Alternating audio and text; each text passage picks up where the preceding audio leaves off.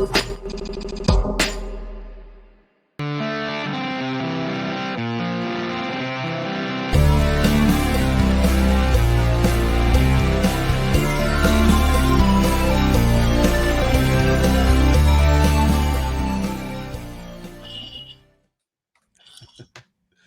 everybody. Welcome to the Scare Guy Show, the official podcast of thescareguy.com. Oh, I love these people. We are the spookier side of the con guy, and this is where we celebrate everything that's kind of scary fun. We are filmmakers, writers, actors, creatives, and teachers coming to you from the dark and sinister heart of Hollywood, California. It's not that sinister always. We're here. My name is Jim, and I have a couple of compatriots with me today, and we have somebody joining us a little bit later. First, ladies first. Who do we have with us? It is me. I am the solo female tonight, Katie Christine, aka for spooky season, the final girl Katie. Excited to talk about spooky season, which I gotta say, I haven't been feeling the spooky season that much this year, which we'll talk more about later, but I have done some spooky things that did help a little bit. So yeah, she's going to bring us some inside reports. All right. We got half of the Samlings. Who is it? Yeah, just half of us. I'm Derek, a regular here. Kind of got Derek. I am a writer, software engineer, and currently a middle school English teacher, which I'm not sure how that happened, but well, I love the fact that you're teaching, and I taught English as well, and it is a gift. I was not able to stick with it, and Derek seems more inclined to be able to do this. It is a good time. It is an interesting stage of life, and those kids are very entertaining. I'll say that. It's a great stage. Hello, Nathan. Hi, Rita, Nathan. good to see you. And also, Andy, always good to see Hello, you, Andy. my friend. Andy. But tonight, guys, we got a really cool show. And Katie kind of mentioned it. We tonight is Halloween. This is our big Halloween show. How big is the Halloween industry, and how quickly is it growing? It's kind of crazy. It seems like in the last 5 years, it seems like it's doubled than what it was 10 years ago. And we know it's way far ahead of where it was 20, 30 years ago. So this week on our big Halloween show, we are going to examine this creepiest of seasons of the year with inside reports from Halloween Horror Nights, both Orlando and Hollywood. Yeah, we hit them both. Not Scary Farm, the LA Haunted Hayride. And so we'll talk about some frights from across the country, including, and you notice that Cheeseman is not on the couch tonight. Well, he might be on the couch, but I doubt he's on the couch in Las Vegas. But he sent us a message with a little bit of a Halloween greeting from Vegas. It's going to be fun.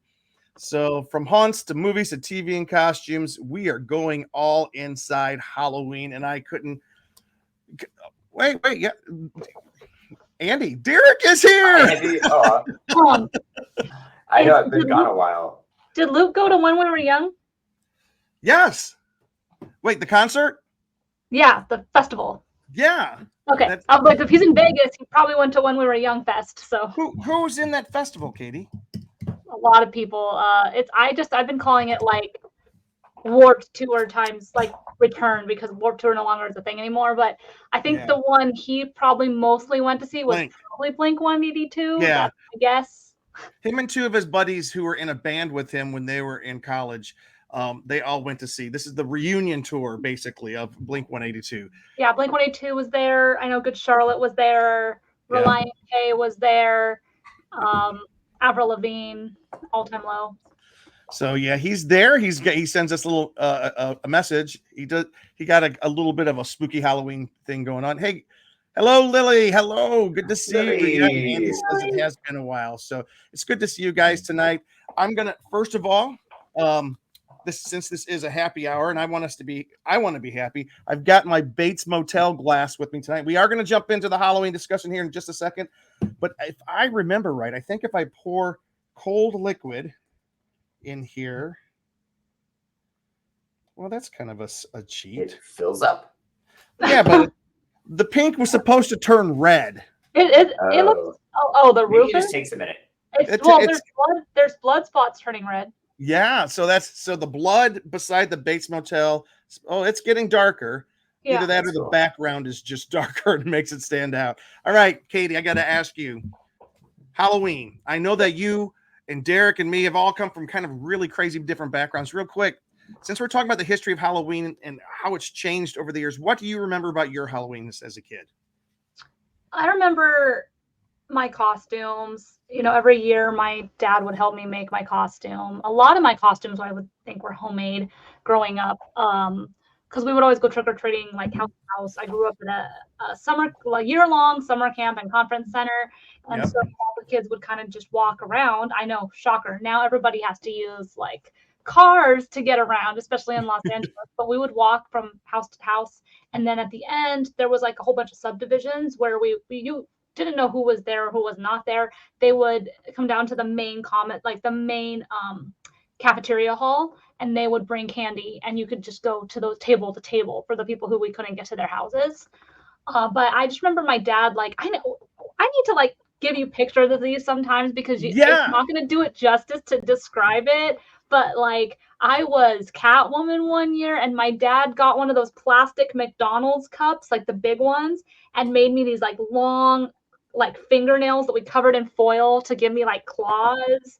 I wore my dad's hockey gear, and I was a hockey player, but he like did cuts, so it looked like I was like a beat up hockey player. I was Eponine, but everybody just thought I was a hobo. So, you know, things that don't read sometimes. But for me, it was always like where my creativity, I think, started, because anybody who's familiar with the show, or maybe you're new, I'm a costume designer and a wardrobe person. So I do think Halloween is where I kind of started that, because my dad helped me make my costumes. So I didn't really buy costumes much as a kid. So. Wait. What is Nathan says, yo, the con guy today is the day it's my birthday. Nathan, are you telling us today is your 30th birthday? I think that's what you're saying in kind of a riddly kind of way. Is that what you're saying? If so, today is the day. Happy birthday. My birthday, 30. Okay. Happy that's birthday, Nathan. Fantastic, Nathan. Happy Yeah. birthday to you, my friend. All Welcome right, Derek. to the 30s club. Yeah, well, that's a long ago club for me, but still. I know. I haven't been kicked out of that club yet, but I won't be in it much longer. I'll tell you that. All right, Derek, what about you? What was your first interaction with Halloween? And then I gotta let's see. Give us a little history lesson here. Well, when I was young, before the other sampling on this podcast was born, there was just my brother and I, and our mother made us costumes most years. We were gorillas once. We were clowns one year. We were Peter Pan and Captain Hook one year. And we just went trick-or-treating around I don't even know if you'd call it a neighborhood. We're kind of from the country, and all the houses nearby were our relatives. We had second cousins and great aunts and uncles and first cousins once removed and grandparents next door. We went to all these houses, and they gave us candy, of course. But being young children in the late 80s and early 90s, you know, we had it in our minds that our parents had to check our candy. Because obviously, you know, my razor blades. My cousin up on the hill was really going to put razor blades in, you know, a Jolly Rancher or something. Not sure how they'd manage that.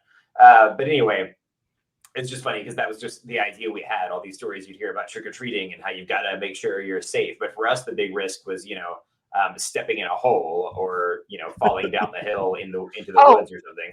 I get that. Yeah. I mean, once when I was little, you know, and I think it was the year I was dressed as a clown, they sent me up to knock on the door of our cousin's house up on the hill, and their front, it was like a little front deck kind of thing, had been pulled out for some maintenance reason, and there was like a foot of space between that and the door, and in the dark, I didn't know it. So I just like walked up to knock on it, and I just fell straight down like something out of a cartoon. And then, like, of course, me as a child on Halloween just freaked out when I fell down onto the ground from this porch, and my, you know, candy bucket was just spilling out. But I didn't die, fortunately, as far as you know. Things turned out all right. But yeah, that's what Halloween was like for us. You know, homemade costumes, walking around to relatives' houses. Yep. You know, still getting some decent candy. Did you guys use like a pillowcase? Yes. Okay. I think though? We got the buckets because they came in Happy Meals. Or Happy Meals came in the buckets for a while. I mean, they're doing that again, but no, but like that was never big enough for the candy. So like we would just bring us a pillowcase to like dump our candy in. I see. You had actual neighbors. Here's my bucket. Which is wild to think about because if you guys knew where I grew up, there isn't more than 1,000 people at a time. It's not that many people. It's just 1,000 everybody people? lives in a small space because it was in the mountains. So like it really Okay. wasn't a lot, but like compared to like the country, I guess it was. Yeah. Hello, Jonathan Wilkinson. Hi, Jonathan, am I? Correct me if I'm wrong, Jonathan. You and me and Luke, we got a date on Wednesday night, right? I think, right? A I'm hoping mandate. Yeah. Hey, Cleaver. Cleaver's here. Sorry to be tardy to the party, everybody. Oh, that's right. Uh, Wednesday, not tomorrow. Wednesday night. Today is Monday. So on this coming Wednesday night, myself and Luke and Mr. Jonathan Wilkinson are going to Halloween Horror Nights here in Los Angeles. So I'm excited to hear about that. Yes, I went to the one in Orlando. Get to compare it to this one. I have thoughts, but we're going to get there in a second. Just for those of you watching, we're about to throw it over to Ben. Ben, we have a question. I'll let you think about it for a second. What was your first experience with Halloween? If you can remember back to that and just kind of fill us in. But what we're going to do as soon as we're done there, we're going to talk about the history of Halloween and how it's growing. And then I know some of us have been to some of the haunted attractions across the country. And I've got some videos I want to share with you guys, which are kind of fun. And I got some things to share. Luke Cheeseman on the couch has a video he has sent us from Vegas. That bum. And so, Ben, we are talking Halloween tonight. We're talking about the history of Halloween, and we're kind of talking about the exponential, explosionary, is that a word? Growth of Halloween. How it's become so popular, especially in this last 5-10 years. It's just become like, the elephant in the room of holidays almost.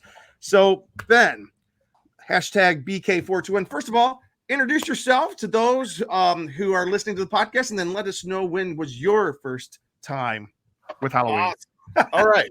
So, hi, everyone. I'm Ben Cleaver, and I'm an actor, writer, comedian. I'm on a couple podcasts now. I also host one over at Movie Melee called The Geek Seat with Ben Cleaver. Nice. We just shot the second episode of our two-parter on all the live-action Batmen. So those are audio only. We're kind of bouncing cool between if we want to do like video or audio only or whatever. Don't do video; it just messes everything up. Well, that's also a thing. Wait, Ben. First of all, before you start talking, your shirt is so cool. What is that? Thank you. This is Disneyland last year's Disneyland special shirt, and I had to wait a whole year to break it out again. So I love that. Yeah. All right, back to Ben. So I do all these things. You can find me on social media at Ben Cleaver. That's BENKLIEWER. I'm on TikTok. I've posted like 2 videos. And then Instagram. I'm on Twitter or X. I think I might just delete my account on there because you're an XXer. Yeah, it might be an XXer. But yeah, so Halloween, the reason that we are all alive. This first introduction, first earliest memory, something like that. Yeah. When did Halloween start for you? What was your younger years like?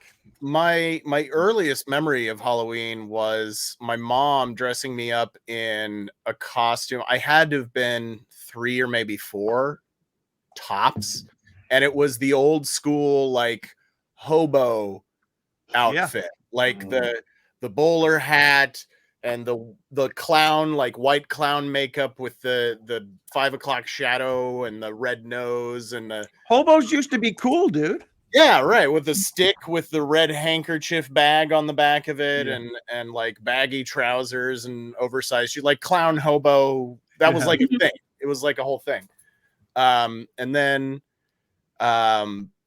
it got into like, I was Ernie one year for Halloween with the store-bought plastic face mask with the rubber band around the back and the flowing. I remember those. Yeah. There you go. And yeah, it went from there. And then I kind of discovered that I really liked the spooky, scary, haunted house type of thing.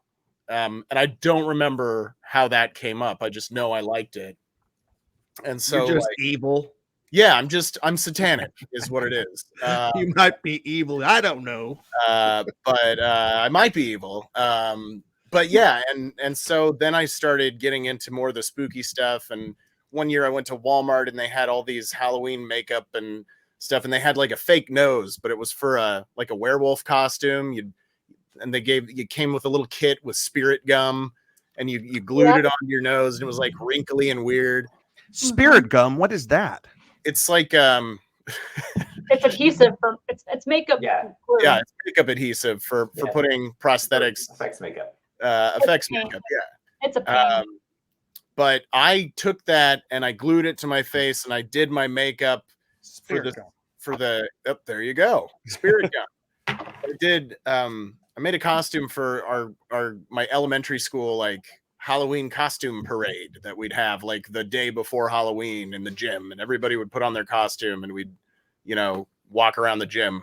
Small town USA. Anyway, and I just made up this costume. I had this idea that the Hunchback, I guess not the Hunchback of Notre Dame, but a Hunchback was a hideous, Igor. zombie-like, gory, Oh, yeah, like an Igor, Igor.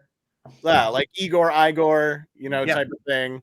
And so I took a bicycle helmet and I stuck it in my shirt, and I did my makeup really zombie-like and put this fake nose on, and I think I had some fake teeth, and I just walked around like, bleh, brains. I need a brain for my master or something. And that is one of my earliest memories of like being active in creating something spooky for Halloween. And then it just took off from there. And, all the spooky movies, as I mentioned on this show before, I like more of the supernatural type of spooky, ghosts and goblins and witches and vampires and possessions and all that kind of stuff. Slashers I enjoy. I don't get into them as much. I love a good slasher. By the way, Totally Killer on Amazon. If anybody has watched that, have you watched Totally Killer? Oh, Yes. Literally, all you need to know is the elevator pitch. It's Scream meets Back to the Future. That's it. That's exactly all what you it need. is. That's I'm exactly very what it is. interesting. From And the if, folks who brought you Happy Death Day, which was a great slasher film. and I like it better than Happy Death Day, to be honest. I See, like that's Happy one Death of the Day. ones I haven't seen is Happy Death Day. Mm, You don't even need to watch it. Go watch Totally Killer on Amazon. Okay. it's good. Noted. It's really good. But yeah, that's kind of my history of like spooky, scary Halloween, and then it's just been my favorite holiday every year, like next to Christmas. Like, Yep. and Christmas is like the complete opposite almost. Mhm. Although one real quick note, and I know I'm blathering on, but one quick note: in the song "The Most Wonderful Time of the Year," generally made famous by Andy Williams, it's the most wonderful time of the year, the Christmas song. In one part, he sings, "There'll be scary ghost stories and tales of the glory of Christmases long, long ago." Right? Yeah, Yep. So that used to be a thing at Christmas. Ghost story. yeah, exactly. Yes. That's why we have a Christmas Carol. Charles Dickens wrote that because that was really common to tell ghost stories at Christmas. Ghost stories used to be a huge tradition at Christmas, and I had no idea. Let's And bring it back. let's bring it back. I'm down. No, I love that, and we're going to talk about that briefly tonight. But I do want to say, when we talk about Halloween's past, yes, Lily, well, for one thing, I miss trick or treating. I love trick, but the big giant candy bars you used to get, now people give out what? I was going to say a Apples. bag of Skittles, but now that they've been outlawed in California, probably not. But I was never a fan of like Everything fun gets outlawed. I don't like chewy candy. I don't like hard candy. What's your favorite candy that you get at Halloween? Kit Kats. Yes. Kit Kats. That is the Or right Reese's. answer. And Reese's. Kit Cups. Kats and peanut M&Ms, but I eat peanut M&Ms like crazy. So All right, real quick.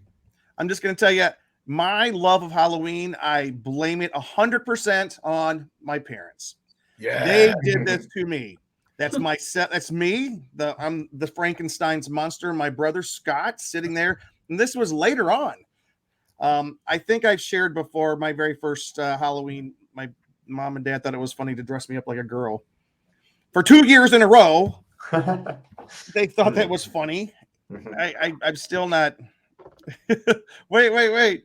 Lily still goes trick or treat. That's awesome, Lily. I think everybody should go until you get arrested. I saw someone share something on social media this week saying like, hey, like if someone comes to your house that's like a teenager or maybe an age that you don't think is appropriate for trick or treating, like they're choosing to be a child for the night instead of like any of the many parties they could be going to. Yep. And I was like, that was kind of a cool outlook on it, because I know there's a lot of like, you can't go trick or treating when you're not a kid, but I kind of like that because it is true. It is kind of like bringing you back to like childhood. Well, what was the meme? I saw some kind of meme recently that was like, Halloween gets it right. Like strangers show up, you give freely to them when they come to your door, and there's no judgment. They're dressed weird, and you don't care. That's how it got it right. I mean, it's like caroling at Christmas. However, holidays are more similar than we want to recognize. Like you don't have to think that. Let's talk a little bit about the history, because it's not always been so altruistic.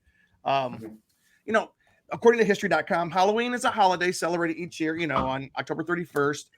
And the tradition originated with the ancient Celtic festival of Samhain.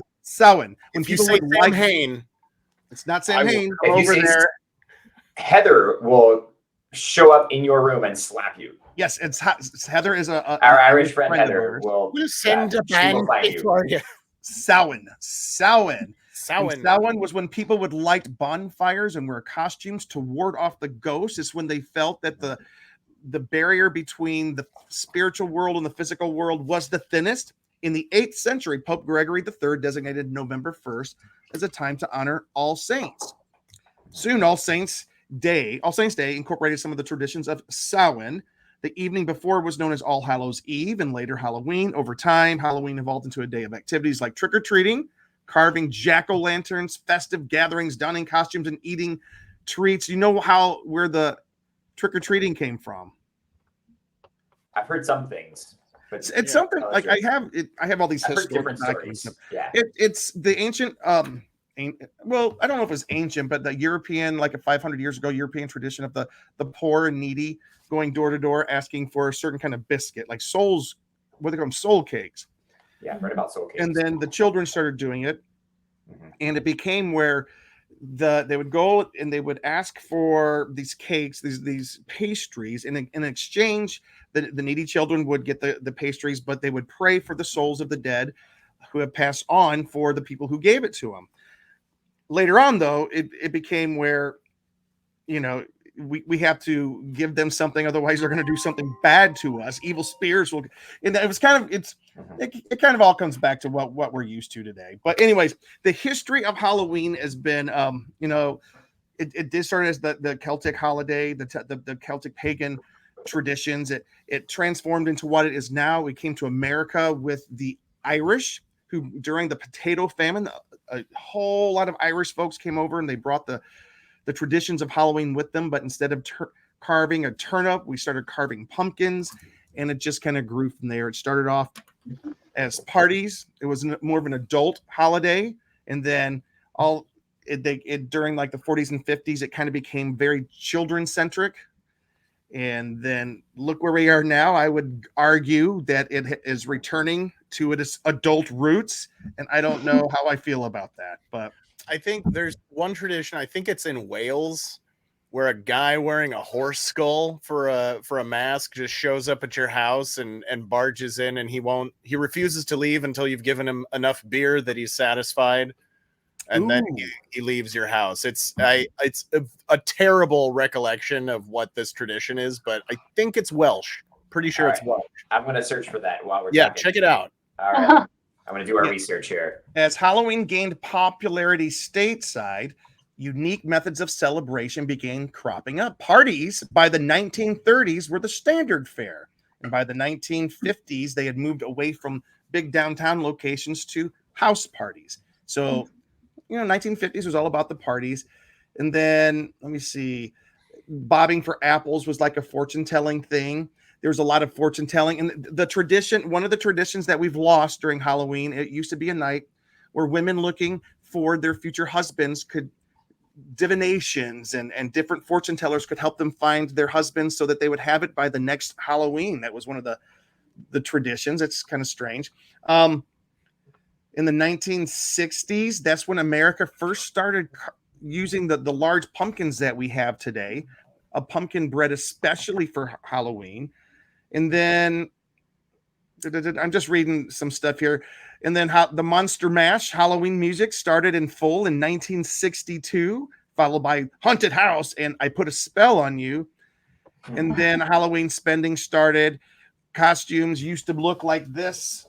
Costumes used to be homemade. Then costumes became these 1970s and 80s Cooper window box costumes. And now we're back to the full masks that we have now. So soul cakes. The soul cakes are what kids used to beg for.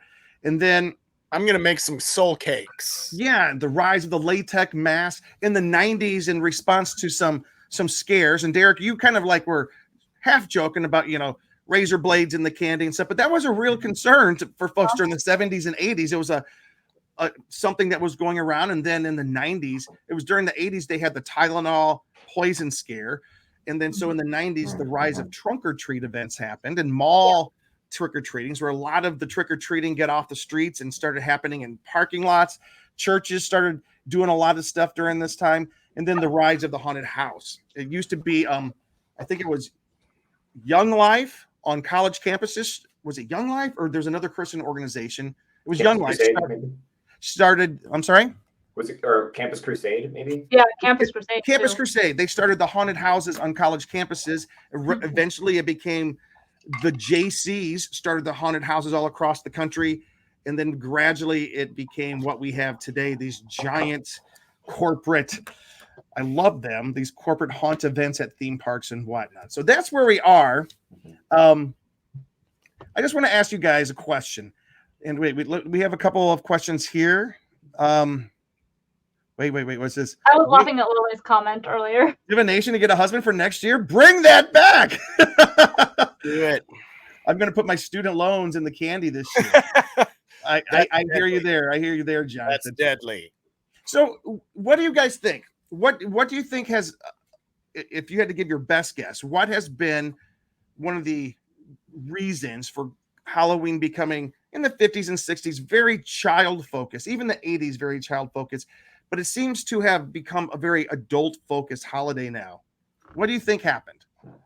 Okay, so I think one of those reasons is because us millennials and before who really grew up doing all these things are very nostalgic people. So we're still going to want to connect with that childhood side of us that loved Halloween. So I think that has something to do with it because that's like the generations that are kind of growing up with Halloween.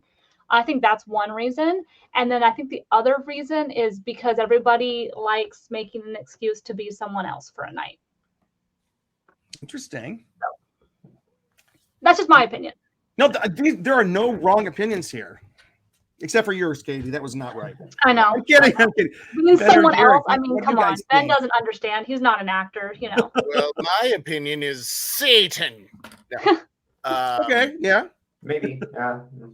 No, I think Katie, I agree pretty strongly with her opinion. I think it really connects to the popularity of comic book conventions. Yes. Like Comic-Con. Yes, I agree with you. I think it's generational, particularly in the United States. We had these generations of families and people who, they went through a lot of hard times. From the beginning of our history through the Great Depression and World War II and et cetera, that lingered on through the 50s almost. And then you had culturally in America this almost relaxing after World War II, and it was one of the biggest economic times for our country.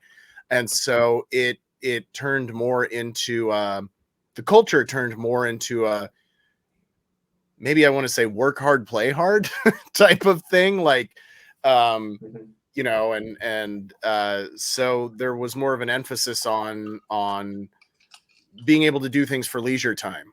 And I think holidays, you know, you look at both Christmas and Halloween, completely blew up. Like Christmas used to be like Christmas Eve was when you put up your Christmas decorations and your Christmas tree, right? Like now it's like Target has a 6-foot wide section of Halloween stuff on sale, and everything else is Christmas now. It's still October. And they started that, putting all the Halloween stuff on sale like September 30th. Yeah. I'm surprised that Halloween you can stuff- find any Halloween stuff in Target. Halloween You stuff can't. hit the Not shelves. anymore. It Go goes fast. Yeah, Halloween stuff hit the shelves in like June. Yep. And so it's I think the expansion of an emphasis on play, on leisure over the last half century in American culture. I think it's the emphasis on certainly economic capitalism, like here's something people like, let's get it out there. But I also think Katie's right. It's like generational, as you got kids being born in the late 60s, 70s, 80s, 90s, and technology expansion making life theoretically easier for us. You know, it brought us into a place where we can enjoy a lot more stuff immediately. Like I don't have to call the JCPenney catalog and wait 3 months for my Halloween costume to arrive. I can order it on Amazon and it's at my doorstep tomorrow morning. I just got a notification. I have an Amazon delivery waiting for me right now. It's squirrel repellent, so I can spray my pumpkins so that the squirrels don't eat them. Those little bastards. You should I blame know. Luke for that. He's the one making friends with the squirrels. Just saying. It's his fault. No, but Dan, Ben, I think you're exactly right.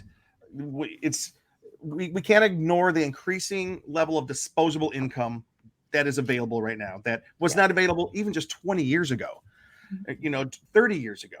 And I think that contributes to it. I think the delayed adulthood of a generation is a big one. I think that's a big part of it too. Yeah. What do you think about that, Derek? I think that is a big part of it. So many of our generation, it's like it took longer, and for those of us that did eventually, get married and start our own family, it has taken longer for a lot of us. Yeah. There are lots of things contributing to that culturally. We're just seeing that kind of shift. And me wanting to get extra philosophical, I do wonder too if this growth in wanting to hold on to something, some kind of element of fantasy, of magic, of the supernatural in some way, things that we deal with not only with conventions and with all our nerd fantasy stuff that we're into, and with Christmas and with Halloween. I think we see a lot more people getting into those things when at the same time, culturally, religion is less popular. Do you know what I mean? Yeah. And I know that it could be a little bit of a stretch, but on every census in recent decades, we've seen a real growth in people who mark their religious preference as a nun. People want to say, I'm spiritual, but not religious. That's becoming more and more common to hear people say that. So a lot fewer people are tapping into this idea of there being a supernatural in their everyday life. And I wonder if maybe because a lot of people don't have that all the time, because they're not regular attendees at a church. They're not involved in some regular religious practice. Maybe that leads people to want to find that meaning and that sense of the supernatural somewhere else. And so people get really into things like Harry Potter, which I love, of course, Star Wars. Some people are like actually referring to themselves as Jedis on censuses now. And then getting into holidays. Did you guys watch all of Ahsoka? Oh my gosh, it was so good. I haven't watched any of it yet. Keep going. But then also getting into holidays like Halloween and Christmas, where there is that sense of childlike enchantment. And you see this, I think, in Christmas movies like, Elf, where it's all about just believing in something. Which, as adults, we don't believe in Santa Claus, really. I do believe in the actual Saint Watch your Nicholas. mouth. I love the stories of the real Saint Nicholas and what he did, giving gifts to kids and slapping heretics at councils. I mean, me and Eeyore believe. Yeah. Oh, those Turks. I know, right? But I think all that kind of thing is interesting, and that might be part of the cultural shift we've seen too. Like people want some kind of magic or at least some kind of supernatural in their lives, so they turn to more of this stuff and want to just be able to pretend, you know. I think that just to piggyback off of what Derek was saying, I think is as far as people marking religious preference lower on census, you know, if you don't have a religious belief or some sort of, you know, regardless of what it is, whatever religion it is, if you're not subscribing to it, the idea of fantasy, the idea of the supernatural becomes much more entertaining, I would imagine. Yeah, I think so. And that's something you can latch onto as escapism. Yeah, but I do want to throw this in there, though. There's a big chunk of us. I count myself as a group of are still very religious, very committed to my church. But oh my gosh, I love Halloween. You know. So I mean, I was just postulating about a general. No, Derek, I don't think you're wrong. I think that's a big contributor. I think that, and I do think. It's 50 years ago when San Diego Comic-Con started, and this whole this proliferation of Comic-Cons in the last 10 years, it was exploded. In the last 10 years, Halloween for adults exploded. Hey, look, here's some proof. Well, here's some facts to support what we're saying right here. It's not just adults, but the growth of the Halloween industry. According to the National Retail Federation, total Halloween spending is expected to reach this year, a record of $12.2 billion. That exceeds last year's record of $10.6 billion. So last year set the record. This year we're setting it again. A record number of people, 73%, will participate in Halloween-related activities this year, up from last year. Of course, this is still behind the Christmas spend, which according to Forbes is $886 billion. So we got a little ways to go there. 69% of people celebrating Halloween plan to buy costumes, which is up from 67% last year. Total spending on costumes, $4.1 billion. Oh my gosh.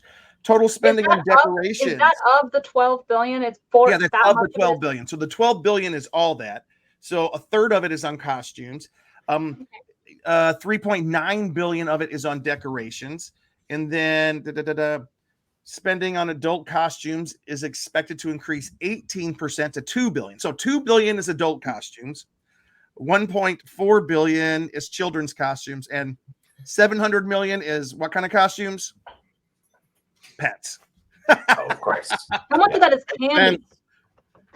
So here, I'm going to show you this right here. Here are the top 2023 costumes for this year for children, pets, and adults.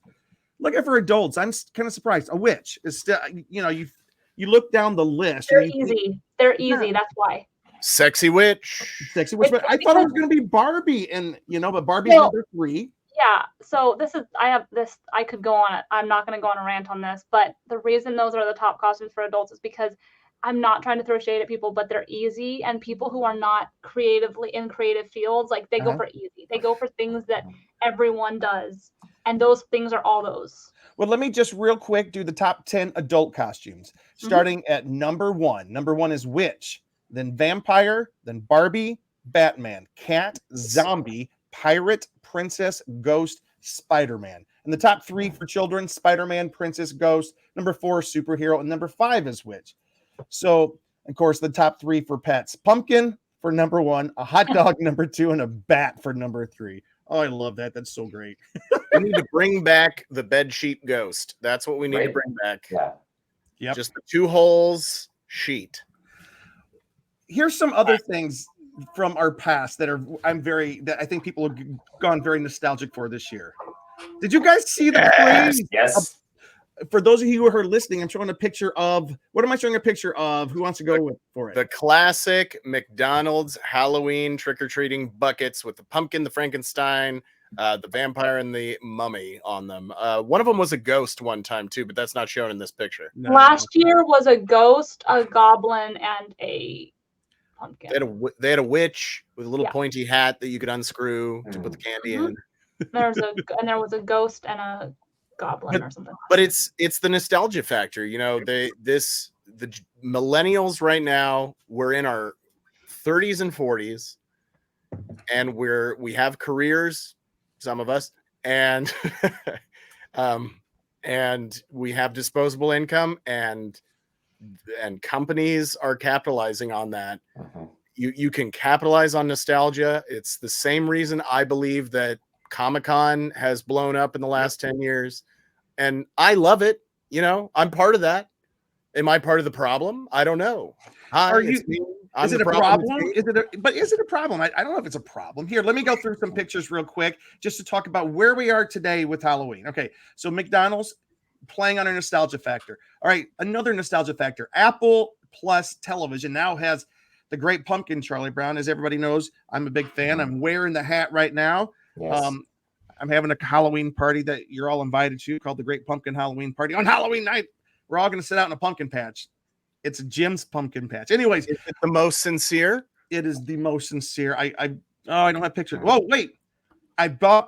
There's my shirt. I went to a pumpkin patch in Santa Barbara. It's the You brought a pumpkin patch in Santa Barbara, Jim? Oh, I wish. But it was the best pumpkin patch. Cheeseman went with me. Look at the size of these pumpkins up there. So anyways. I didn't send you guys my pictures at the pumpkin patch yet. I'll have to do that for like next week maybe, or after Halloween. Here's my living room right now. There's part of my pumpkin patch. That's the artificial ones. There's Charlie Brown. He is sitting there. But one of the things that I loved this year that I have done, and I have a video to share in just a second, is I didn't know you were going to kill it. No, it's all. Oh, I know. I love it. Anyways, but one of the activities that I got excited about this year was the where did it go? The Los Angeles Haunted Hayride. This is the group I went with. A group of us went there, and it felt like a throwback to the 80s. I love it so much because it was out. I mean, you won't know that you're in the middle of Los Angeles when you're at this hayride, and I've got a video to share from it. There's something about it that is very nostalgic. So for me, Halloween right now is exploding. It's going through the roof. I got one more piece of data that is interesting. Passage Event Ticketing Company. It operates the Haunt Pay. It's like the ticketing company for most haunts in the country. They did a survey, and it's from 215 haunted attractions plus 215 haunted attraction owners and 1,300 haunted attractions. They found out that 33% of haunts reporting that they expect to see 5,000 to 10,000 guests this year each. That's pretty good. Last year, the majority of respondents had 1,000 to 5,000 guests. So they're jumping way up this year. Haunted attractions are growing in popularity, are no longer limited to the season of Halloween, which is interesting. Fewer than 3% of the respondents said that they were only open during the fall. Instead, nearly 17% were open for Krampus, aka Christmas holiday events. 15% open on Friday the 13th. 11% were open for Zombie Prom. I don't know what that is. I guess it's during the fall sometime. And 11% were open year round. So that's the growth. That's the growth of the haunt industry. So we're going to talk about haunts here for a second. Katie, you went to a couple of haunts. Can you tell us about Not Scary? Yeah. So this would have been third or fourth time I've been to Scary Farm. I can't remember exactly. I went last year and I went this year. If you guys are familiar with Knott's Scary Farm, it's obviously at Knott's Berry Farm in Halloween. It is the scary version of, like, if you go during the daytime, they call it Knott's Spooky Farm because it's family friendly. But after dark is when the monsters come out. They've also had this iconic show at the start of every Scary Farm called the Hanging Ceremony, where they do a little show and they like hang someone who's popular in pop culture or politics or whatever, but they stopped doing it because it became too controversial. But they're doing it again. I was there the year they did the last one, and because every year they hang something, and I was there, and they did this whole show. Then they did the hanging they revealed the hanging, and the hanging was the hanging show. So they killed it. But they took it away because it basically got canceled. For people got upset and controversial, but it came back this year. It's just in a different area than at the very beginning of the hanging's back. That's so exciting. Yeah, they've been roasting the phantasmic dragon. Anyway, but I think he roasted himself. yeah, so it used to be Yeah. like in the main part of the park. Now it's not. I think because that was what one of the complaints was. I didn't get to see that. It was not there the night that I went. Oh, But I like Scary Farm. It's probably ranked like, I'm gonna still count Queen Mary on my list of rankings. If you're including Queen Mary and Six Flags, I'm gonna put it at number 3. Ben. And where Wait, I gotta throw this back in there. You know how I said 50 years ago start Comic-Con? You know what else started 50 years ago, Katie? 1953? No, 1960. Oh, whatever. What was 50 years? Here's the thing. 50 years It ago. was not Scary. Scary Farm. Not Scary Farm started 50 years ago this year. Yeah, this So- is the 50th anniversary. Yeah, it's the very first of the big ones. I Yeah, heard a radio advertisement the other day, and they were saying it's 50 years of Not Scary Farm. And in my brain, I was like, oh, 50 years ago, like the 1950s. And then I was Yeah. like, Right? nope, that's the That's not how it works 1970s. anymore. Yeah. Yeah. That's a Oh problem my gosh. we have. I still think 20 years ago is, the 80s. So it's not. But so I'd say it's number 3 of 4 of the 4 main haunts that I would say here in Southern California. I don't really count the Haunted Hayride because I've never been there, but I know that that is considered one of them. This year it was solid. We did get to go on almost all the mazes. There's a few that we didn't go to because we'd been on them in them before, or we just didn't have time for. But we went through most of them. So we had a lot of fun. I'm trying to remember. It was a long time ago. It was like in September. So I'm trying to remember like what my favorite was, but there was a couple new ones that were fun. Katie, remember this one? Was that a Queen Mary? That's Queen Mary. Yeah. Yeah. Oh, I'm sorry. I So- thought you were talking about your favorite haunts. Well, But my you're talking about favorite your haunt, favorite houses from, yeah. yeah, honestly, I'm not gonna lie, Scary Farm is a little bit of a blur. It was fun, but like I never really, they did scare me really well one time where I almost like fell, so they did get that. Usually they don't scare me a lot at Scary Farm. Universal's does better at that. But my favorite haunt is Queen Mary Dark Harbor. Yeah, by Mhm. far. Which unfortunately is not happening for the last 2 years because of all the damage that the Queen Mary has taken. But over the years. Shacktoberfest has been there. Yeah, but they weren't able to use the ship because the ship's being like renovated. Yeah. And I don't know if Dark Harbor will ever come back, but that was my favorite. Going on a maze that is on the Queen Mary, which if you guys know, there's so much history of hauntings and everything like that. Haunted. on Queen Mary. But even without that, it is creepy to walk through the Oh, yeah. steerage areas of the ship and like the pool areas of the ship after dark, and it's creepy. But they also have hidden bars in all the mazes at Queen Mary, so I do hope that the Dark Harbor comes back in some capacity. I don't know that it will, unfortunately, but Yeah. that was my favorite one, and it's the most adult driven one, I would say, of the 4 main haunts. Yeah. If you do find younger people there, they're very much horror people. Like, but I don't even remember. It's hard. They don't have a lot of younger because there is a alcohol heavy portion to Dark Harbor. There's also a hookah Yeah. lounge at Dark Harbor, so like it is a more adult oriented. Did you say a hookah lounge? They had a hookah lounge? Yeah, they did every single year. I only went that one year with you. Yeah, no, they do. Every year they have a hookah lounge. I don't remember that, but I do remember loving Dark Harbor. I loved, like you said, most of the mazes had a secret offshoot that you could find a bar in the middle. You're going through a haunted maze and you can And take a sometimes they break. just push you into it and you don't know that you have to like know there's like only certain ways to get to the bar. Like we went the wrong, Yeah. like we went through one door instead of another door and ended up in the bar. So It's just the weirdest thing, but I love it. I absolutely love Yeah. it. And let me get it,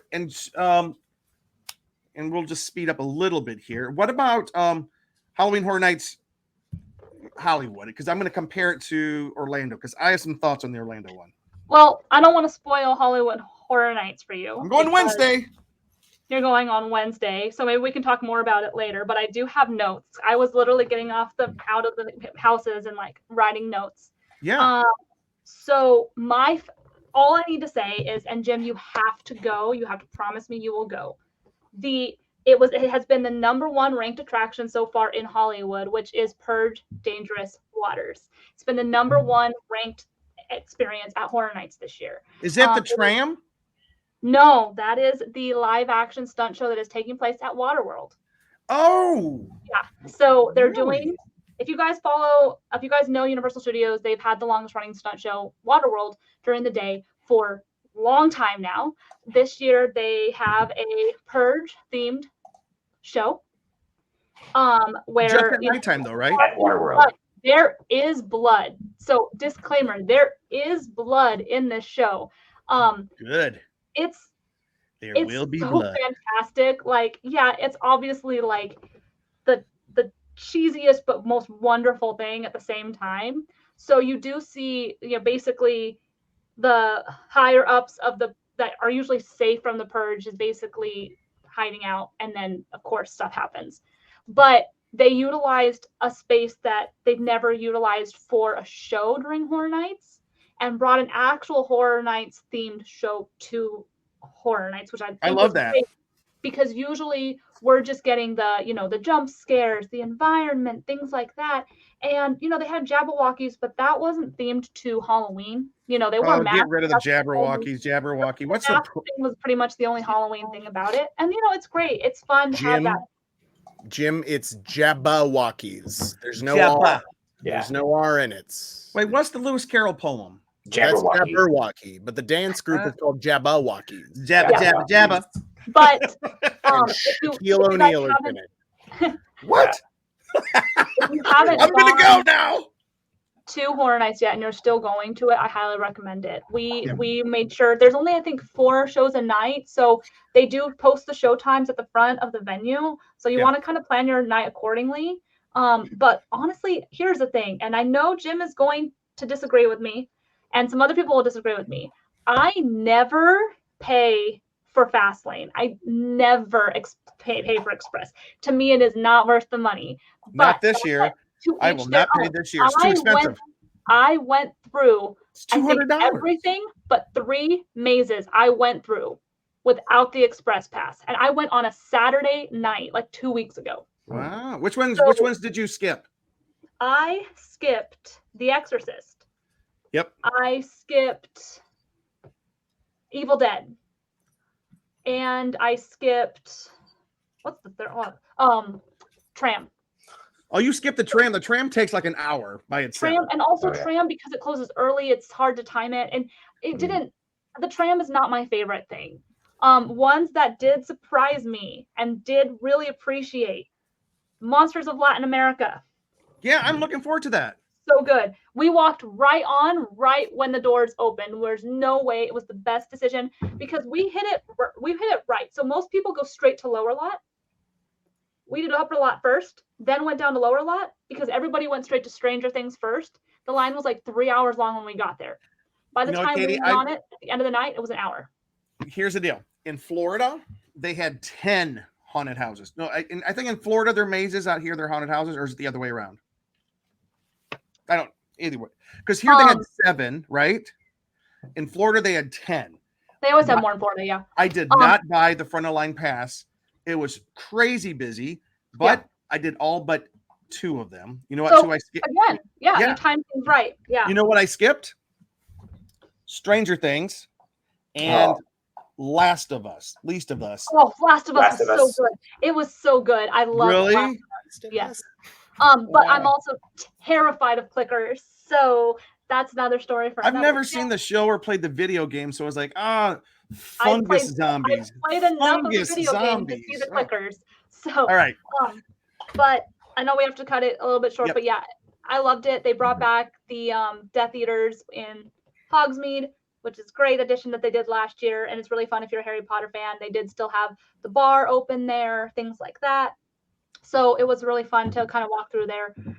One thing I will mention, Universal Studios Hollywood liked to do water bits a lot where they would spray you with water in the mazes this year. So heads up that you will get sprayed with water. Emily and I both just like literally looked right at it right when it sprayed, and we were just like, well, that happened. Yeah. Not a big fan of like gags like that. It's not my thing. But aside from that, I really enjoyed it. It put me in the spooky season because up until that, we weren't really feeling the spooky season. So, but I thought it was fun. Stranger Things was fun. Andy said I missed out on a masterpiece. I think he's talking about Last of Us. I'm going to go to the maze. I will make sure that's one of the mazes I do have to go to. Yes. That's one of the longer waits, starring but Pedro Pascal. but well, it's actually it is based off of the video game. And not the TV show. Correct. Okay. But Pedro was there, I think, possibly the night I was there, and I, Really. So let me it do was this the real weekend I quick. went. I know that for sure. Real quick, I am going to share. Oh, you think I would have this ready to go? I'm going to share real quick a video from Halloween Horror Nights Orlando. So Orlando, right here. No, not that one. And go.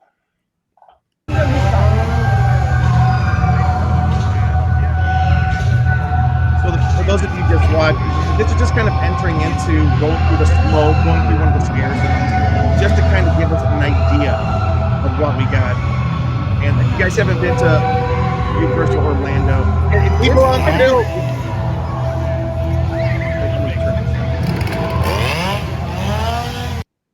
Oh, sorry. It looks empty. Yeah, it didn't. We came early in the night, but this is when it had getting dark, and it doesn't look super crowded, but it kind of got crowded. This is the front of the park though, and this is one of the first scare zones you go through. While we're walking, while people can watch this, I'm going to turn the sound down just a little bit, and just kind of give here's my opinion of Universal Orlando. That's kind of a great mask. I love it. That's cool. That's so cool. They have Universal Orlando it's hard to beat them. They're big. They got so much theme park ability there to build out great big stuff. What a great costume this woman's wearing right here, this giant scorpion. Oh wow. Yeah. That's in the past 20 years, I have probably missed theme park. I've missed going to this park maybe once. Or once or twice in the last 20, 25 years. They used to be, I'm just going to say, there used to be so much more to these events. It's cool. They got all these characters walking around a little bit, but no one's really, is there anyone scary here? No, we're just all walking around with their phones. So I think we're kind of ruining it for ourselves. So I can't completely blame the theme park, but the one thing that I was a little bit disappointed in, and I'm going to just play one more video while I talk. One of the things that I'm a little bit Orlando, here we go. No. Okay, this is coming in at nighttime, Katie. So you're going to see how I turned the sound down a little bit. Yeah, it just wasn't super crowded. It looks a little bit kind of crowded. It wasn't quite as fun. Universal Orlando used to have the Halloween parade. They used to have big floats. Every single line that you waited in to get into attractions, to get into haunted houses, they would have sideshows and freak shows. The old-fashioned, lady in a box with spiders crawling all over her. Some guy on the stage nailing nails up his nose. Just stupid stuff. But they used to entertain me like that. This year, it just seemed like they did 10 haunted houses, and that was it. This isn't scary. I love Universal Studios. I love Universal Studios Hollywood. I love Universal Studios Orlando. But I just didn't. I don't know. Oh, that's one of the. I don't know what that is. But it's got to be great for people just getting the audio version. Oh, and that guy looks like Mr. Facilier from Princess and the Frog. He was the mascot of the haunt this year, which was weird. They do have a couple of things on this stuff. Whatever. I don't know what I'm looking at there. Oh, here's this cool little dead man sitting on the side. You walk up to him, and then nothing. How boring is that?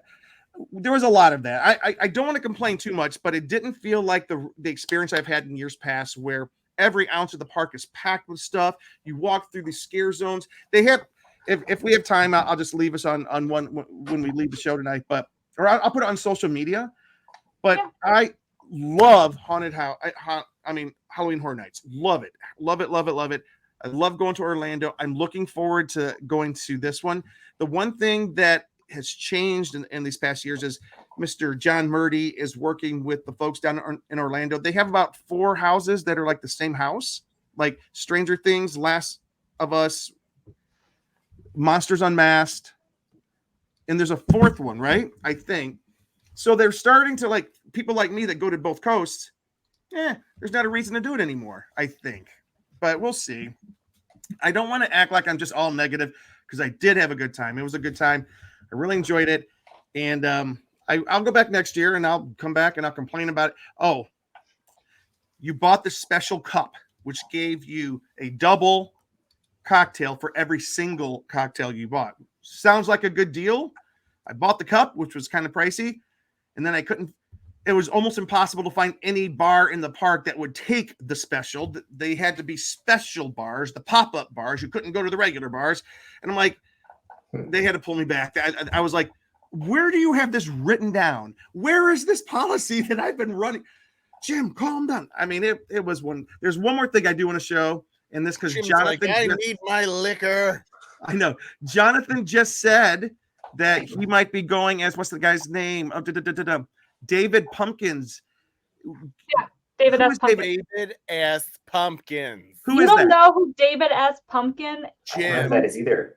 Jim. Is it this guy right here? Then we're gonna have to send him a link later. Wait, no, look. Yes. Preguntas? Yeah. What's my name? Are you Harpo? I'm David Pumpkins. There you I'm go. gonna scare you stupid. Oh. Now watch this.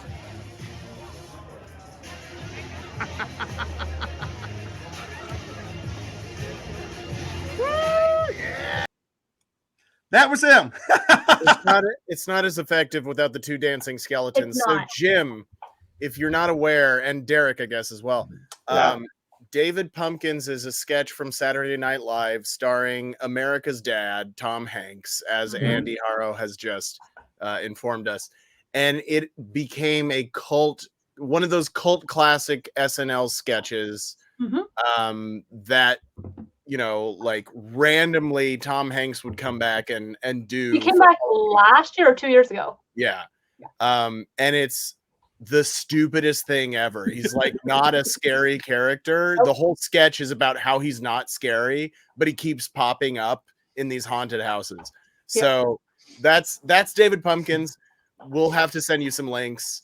It's really funny because of just how stupid it is. Yeah. And it's Tom Hanks. Like you can't So go you wrong. can't. You have to love it anyway.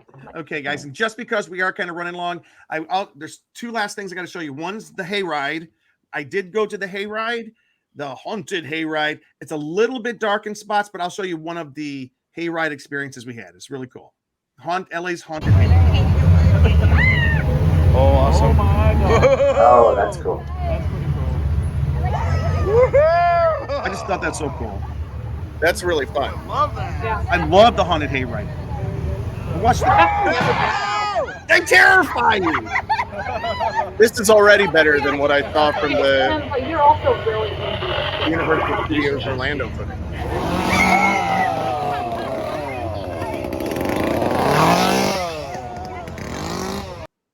Okay, real quick, last hayride video. It was the only haunted thing I've done this year that really surprised me, and it's this right here. This was so cool. Again, a little bit dark, but you'll see it. For those of you listening, we're in a hayride going through a dark spot here. Dark tunnel. It's a dark tunnel, yeah. And they come right out. It was a crow or something. So watch this. Oh, look at him. Turn around and it crawls got up on. onto the back of Oh, wow. the truck. He got on the truck. Oh my gosh, okay, good. But that's not it. Okay, turn back around. Jim. Turn around. There we go. This, check out this barn we're going into. It's filled up with all the I know it's. Look his back. Oh, jeez. Oh, jeez. Oh. So we're going through this barn. We're looking above our heads at something hanging, and then this happens. Wait, what is this? Oh, check it out. We gonna lower? This guy comes. Yep. suspended above our heads, flying around. He throws a head at us. I just thought that was the best. That was the best effect. There's more to that video, but I'm not going to show it all. I loved it. Like he came catapulting out of the barn, and he's right over us, and then he throws a head at us. It was great. That's And Not Scary Farm uses bungee jumpers and some of their mazes too. Yeah.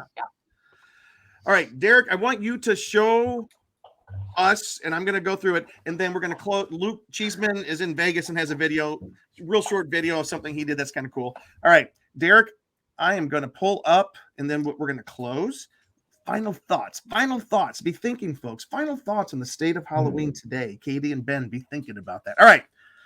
So, Derek, you were showing me some of the decorations that you guys are doing at your house, right? Yeah, and we don't always go like super out for Halloween, but we thought we could do some this year that we could actually leave up through Christmas. Oh, wait. You know what? Oh, wait. Oh, is it working? Oh, wait. It is, but desktop. Your lovely wife sent me a picture. Okay, here we go. Oh, good. Right here. I'm loading it. We can talk while we okay. Here we By go. the way, if you've noticed, I'm dipping out every once in a while. I'm single parenting my dogs tonight because my wife is out with coworkers, and so You're just if checking you on hear- the if All you right. hear growling in the background, that's monsters. Nice. All right. So Derek, we're not gonna start breathing. here. Tell us what we're looking at. Yeah, so this is our Stranger Things wall. We got the letters on Etsy and found the lights that would work. And then we didn't want to stick the letters right to our wall, so we found some poster paper that looked like a wall. Oh, I think that looks great. Yeah. Thanks. Derek- Again, this, the first season of Stranger Things is set around Christmas time. So use the Christmas lights. I think and that's we'll one of the keep it up. best set pieces from Stranger Things. I love it. Oh, yeah. This picture's a little dark, but Derek, can you tell me what it is we're looking at? That is the Mothman. That's in what our I front thought, yard. Mothman. Yeah, that is someone actually dressed as Mothman. Is that a sampling there? Oh, it might be. You might see this person at your party next weekend. I hope so. Yeah. Stick. All right. Derek, walk us through this right here. We're looking at what? Yeah, so these are all over the place. I'm seeing them advertised a lot on social media this year. They're just floating candles. That wand is remote control to switch them on and off. Oh, And they come with the little fishing wire so you can hang them to do like the Hogwarts ceiling. So that's what we did. We saw this video on Instagram with links for some actual supplies that you could use. So we stuck the thick foam poster board to the ceiling and then had some strip lights that you can program to be different colors and to react to sound. And then we stuck some polyfill on so that we've got the ceiling of the Great Hall in our living room. and then look at this. Nice. Look at that. Yeah, I might have sent you some video, but that'd be a lot harder to upload. Nope, I got the video right Oh, here. you did? The video's kind of small, but here, let me link to it. Let's see if it works. Okay. Because what we like is it'll react to sound, and we can have it just flash like lightning. Okay, here we go. Please work. Is it working? Oh, wait. I can hear it. I Oh, can't there we go. not very good quality, unfortunately, but Wait, let me. Oh, that is so cool. Yeah. That's cool. So it's reacting to sound? Nuts. Yes. Oh, and I see you're pointing the wand at it. And that was Lara saying Nux, which is when they light up their wand with Lumos, Nux Yeah. is how you put it out. So for Okay, those that's of you amazing. listening, basically what they've done is they've created this cloud texture on their ceiling with lights underneath it, floating candles suspended in the air, just below the clouds, and the clouds are flashing lightning along with Hedwig's theme from Harry Potter. John Williams, of course, one of the greatest film composers of our time. Right. And of course, I can't take credit for the idea since we saw this on Instagram, and I know Katie's done something like this before. I did. That one kicks mine's butt. Mine I did like years ago when we my before this 2 apartments ago or Oh, wow. whatever. Nice. But we did that in our hallway. But mine were like a remote control and battery operated, and I just hung them up with thread. But mine did not have you guys did the polyfill thing. Like, that's really cool. Oh, thanks. So. Jonathan might says have to leave it up invest all in year. one of We just I'm might not leave it gonna up all year. We Yeah. definitely need to play some Hogwarts Battle under that. We're gonna have some people over for D&D later, and Cool. yeah, we just gotta. What you need to do if you do it again, Derek, Mhm. is get the little tiny plastic like jack-o'-lanterns to just put around it. We so did that- think about that. Have that up at Halloween, and then just switch it Yeah. out for the candles after. Mhm. Yeah. But what's great is we got that on the ceiling and the Stranger Things alphabet on the wall. So it's a very educational, very festive Wait. living room right now. Perfect bridge, and we kind of skipped over something, but I just want to bring this up real quick. Perfect bridge into one of the things that is driving, I think, this explosion of Halloween is definitely TV and film. TV and film is really driving it. For example, Hulu's Halloween, Shudder, 61 Days of Halloween, AMC Fear Fest, all month long, Freeform's 31 Nights of Halloween, Sci-Fi, 31 Days of Halloween, Disney Channel's Monstober. I've never heard of that one. That one's Plus, new.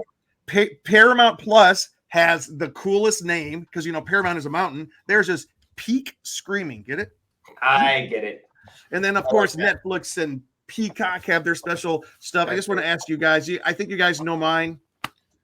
I have two pieces of content that just drive me crazy. I love it so much. It's a Great Pumpkin, Charlie Brown. That's what it's all about. And also the 1978 Halloween, which is celebrating its 45th birthday this year and is back in movie theaters this week to celebrate 45 years, along with Halloween 4 and 5.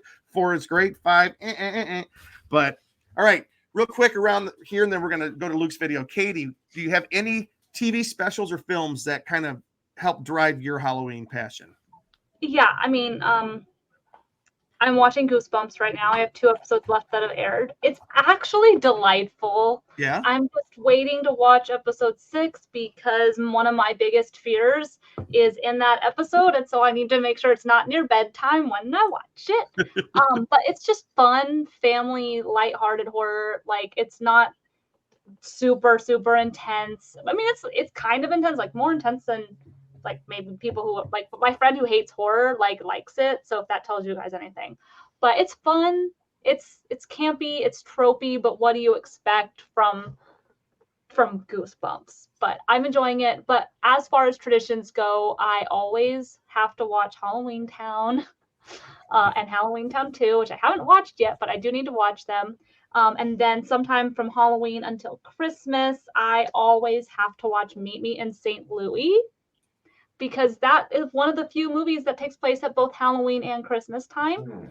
And there's a delightful scene on Halloween in Meet Me in St. Louis, and then a heart-wrenching scene on Christmas. But Don't ruin it. It's one of my favorite movies of all time. Movie's like 90 years old.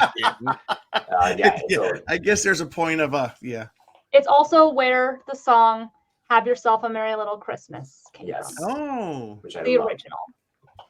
So, all right. only time you'll hear me talk about Christmas before November 1st. Anyway. The rule is you can't talk about Christmas before Halloween's over. It used to be before Thanksgiving's over, but we've given up on that one. Derek, anything special for you? Oh yeah. So usually on Halloween when we're getting trick-or-treaters, we'll have Hocus Pocus playing in the background. I grew up watching Ernest Scared Stupid and finally got Laura to watch that last year. She laughed at a couple of lines like, you are the great redneck hope. Eartha Kitt is amazing in that one. And watching it again last year, I realized, it's a really dumb movie, but it is great fun. Jessica Clutch is agreeing, Katie. I can appreciate or with one of the two of you. You know what? I'm just going to assume that she's agreeing with me that Ernest Scared Stupid is a dumb movie, but it is amazing. And Jim Varney, we lost way too soon. He was amazing. Yep. I guess I'm overusing that word, but yeah. And I did see a reference recently to Authentic Bulgarian Miak, just a joke ad, and I wish I could have something like that to have just as decoration for trick-or-treaters. Miak. All right. Ben. Of course, every year I have to do Great Pumpkin. It's a tradition for me, and that is included in my earliest memories of Halloween, of course. Weird cartoon. fantastic. I It's love absolutely it so fantastic. much. I love it. I recently watched the documentary Monster Inside, America's Most Extreme Haunted House. It follows Russ McCamey of McCamey used to be McCamey out Manor. here. Yeah. Oh, The guy who does the extreme haunts that's basically just torturing people until they give up. McCamey I had a Manor show used to be about that it used to be years here in ago. Southern California. Yeah, and he you have to sign this like 50-page waiver Yeah. before you go through it. Anyway, that man is certifiably insane. Yes. yeah, I don't get it. And nobody should ever have anything to do with him. So if you want to watch a documentary about this weird narcissistic torture person, it's very interesting. Where's that at? Is that on Netflix? I think it's on Netflix. I'm pretty sure it's on Netflix. I mean, I saw something on him before, and like he has this weird idea that he's helping people to overcome their traumas by Well, we had torturing that- them.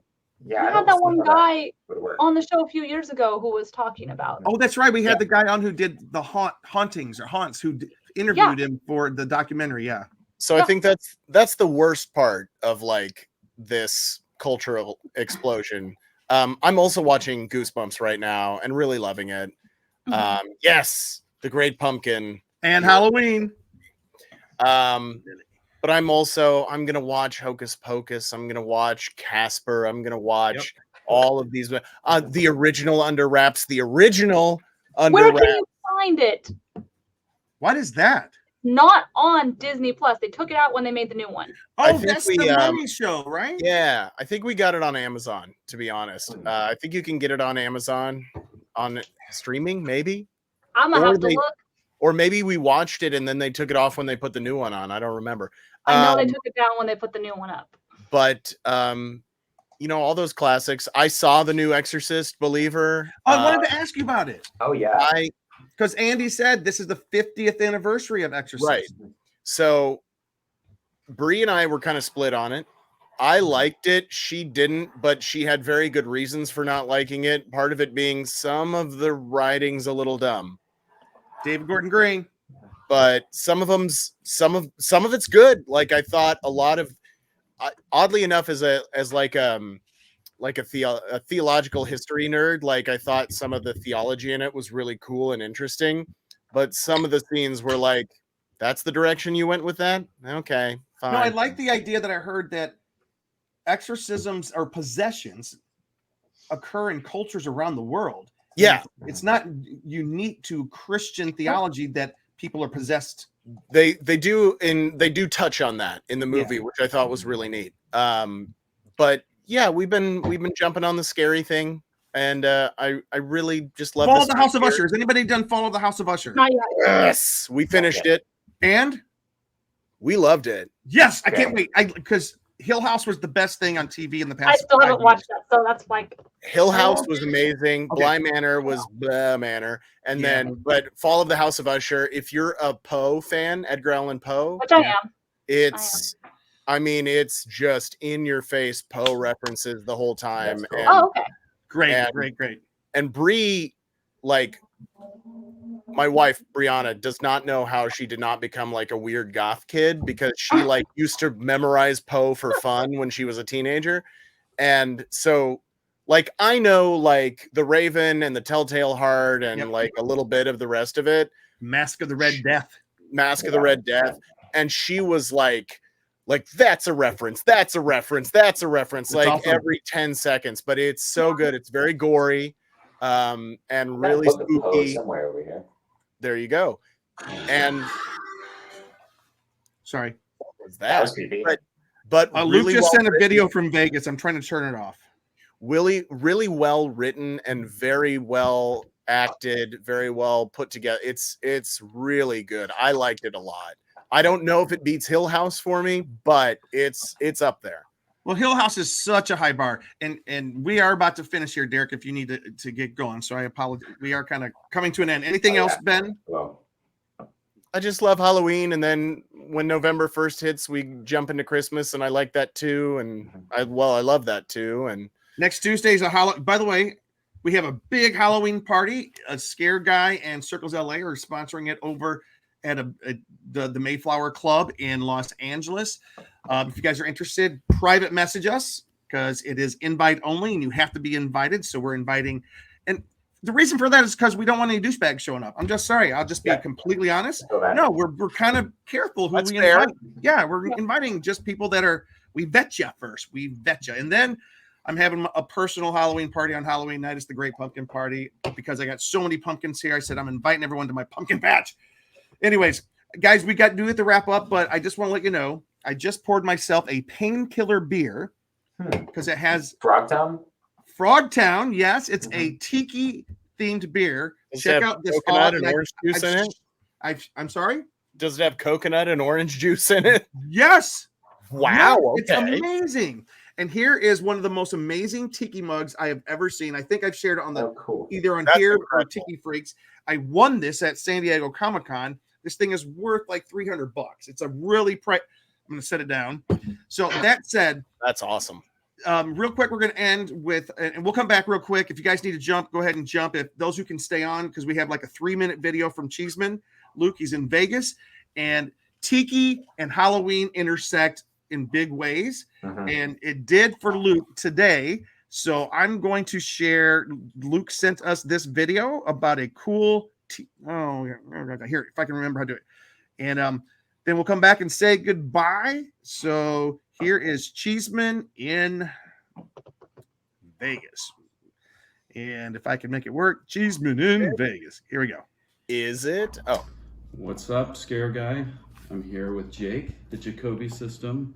We are in Las Vegas right now. We are sorry to miss the Halloween episode of this week, but speak up, Luke. We did some visiting of some tiki rooms, and I got a cool tiki mug this week that's a Frankenstein theme, which I felt kind of goes a little bit with the Scary Guy, but also the Tiki Freaks. Yep. Where did we get this, Jake? We got this at Frankie's Tiki Room in Las Vegas. One of the oldest. I tried to convince him to get one too, but one of the oldest, most cool tiki spots in town. So you can see a fun thing with it being called Frankie's, and they have that kind of Frankenstein design. And you've met the guy that makes these mugs, right? Yeah. So my wife Lisa and I were at Frankie's back in 2019, and we didn't realize that the guy who is the, I guess, owner and president of the company Tiki Farm was just there. He just happened to be visiting, and then we were just talking to him, and dude's really cool guy. Holden Weston, I think his name is. Awesome guy. Told us all about the history of like Frankie's and the mugs they designed for him. But yeah, like the detail on this is awesome. Obviously, they have a Frankenstein monster inspired tiki mug. Yeah, and I actually got the drink that was kind of creative for it. Like, I think you got a little video of they have the recipe of the drink that kind of comes in it. But it's a really cool box, really cool design. Even the little what do you call them, like swizzle sticks? Yep. Really cool designs. But yeah. Supposedly that's the owner. Looks like Big Lebowski or something. And what's cool about the box too is it even shows they have like a drink menu, recipe. Yeah, the drink that I had. Really cool design. Really nice box. I want to know how many beers they were in at this point. They sent this at 11 this morning. Everybody. And, the question still stands. Signing They off. probably counted That's Jameson, our friend. We were at the When We Were Young concert here, which was a great show. And, Cheers.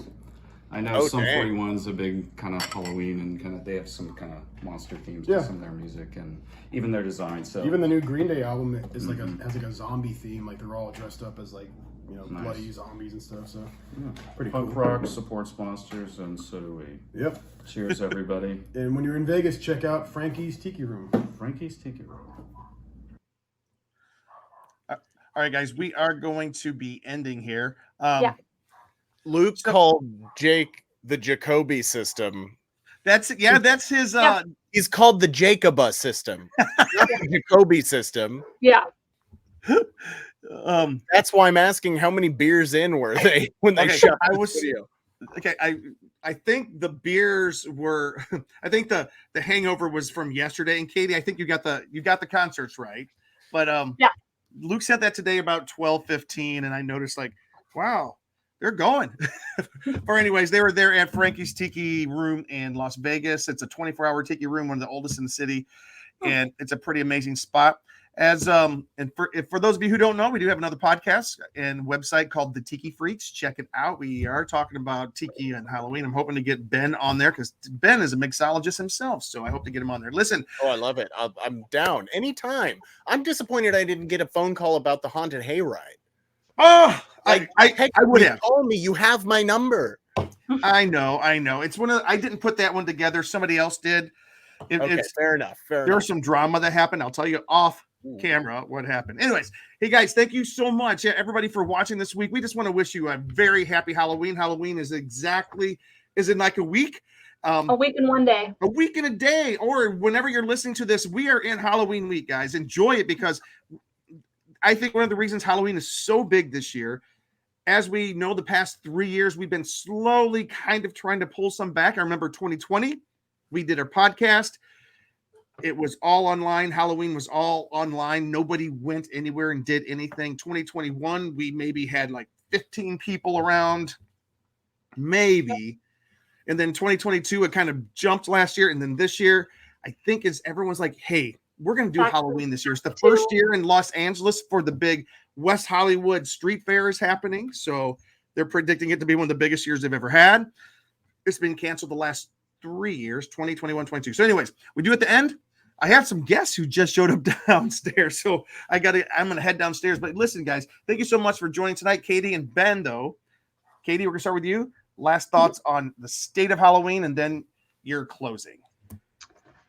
Honestly, I think I've said all I needed to say, but I am going to say I forgot to mention Trick or Treat. That is my favorite Halloween movie. Yep. Have to see it. The writer just announced a short story being released that is a sequel to it. We're still waiting on the news for the actual sequel, but Trick or Treat, great, should watch it. And a Muppet Haunted Mansion, so great. Yes, very Watch good. it on Disney Plus. I watched it last year. It's so wonderful. If you love the Muppets, I am a millennial. I grew up on the Muppets, and it was just everything you wished the Haunted Mansion movie was. How did millennials grow up in the Muppets when they came out in the 70s? That's all I want to know.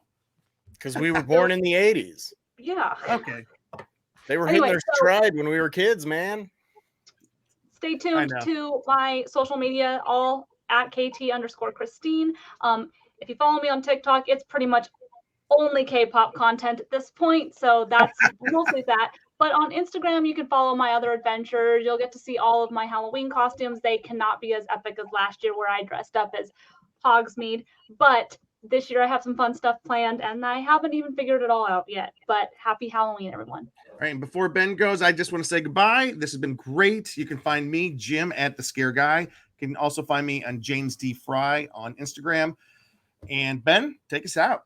All right, everybody. I am Ben Cleaver. You can find me on social media at BENKLIEWER. Yes, that's how it's spelled. Yes, it's pronounced Cleaver. Easy to say, hard to spell. And I was going to dress up in a Halloween costume. I actually have an Alan from the Barbie movie costume, but I can't because I'm on strike. Oh, that's right. I saw that. Yeah. For those of you who don't know, SAG-AFTRA has asked for SAG-AFTRA members or to not dress up like characters in currently struck productions. And a quick caveat to that: you can dress up like them, just don't post it on social media because it could be considered promotion of the project. Yes. True. Can still dress up like your favorite characters, just don't post it on social media because we're drawing a hard line. But yeah, Halloween, I think, controversial statement. I think Halloween is here to stay. Why is that controversial? That's awesome. It's controversial for some people. That's the joke. Yeah. Thank you all so much for tuning in to the Scare Guy live tonight. For those of you listening later, thank you so much for listening to our little podcast that could, part of the Con Guy network of shows here on that hashtag show. Thank you to that hashtag show for broadcasting us. And as always, my name is Ben Cleaver. This is the Scare Guy podcast. Also check out the Con Guy podcast. And the reason I'm drinking out of this red cup is because whenever Ben Cleaver shows up, it's always a party. Good night, everybody. Happy Halloween.